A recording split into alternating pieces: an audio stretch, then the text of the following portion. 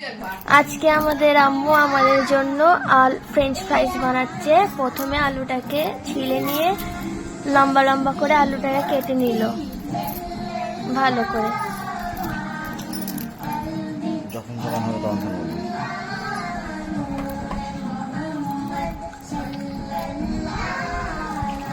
তারপর আলুটাকে ধুয়ে নিল,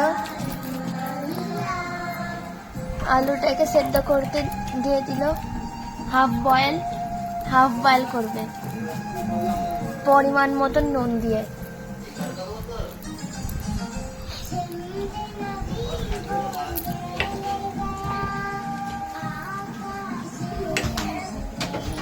যাতে আলুর ভেতরে নুনটা ঢোকে। আলু সেদ্ধ হওয়ার পর বরফ পানিটা ওর মধ্যে ঢেলে দেবে। তারপর পাখায় শুকিয়ে নেবে। কটন কাপড়ের ওপরে শুকিয়ে নেবে বা টিস্যু পেপার ওপরে। কর্নফ্লাওয়ার দেবে,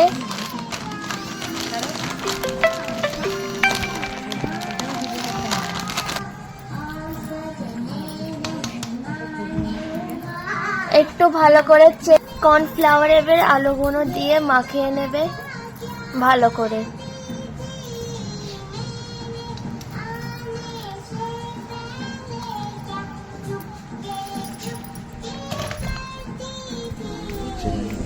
এবার ছেড়ে নিল।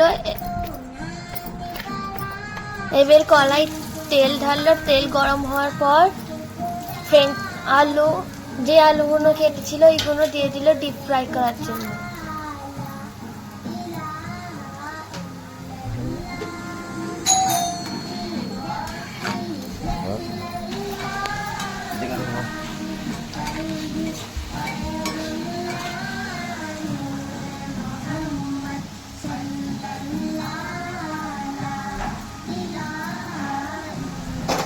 ভাজার পর একটা প্লেটে তুলে নেবে।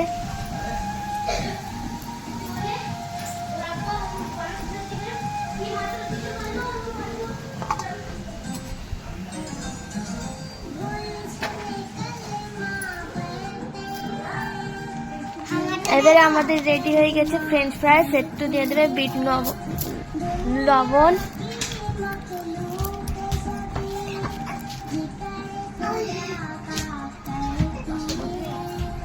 কোথায় লাগলো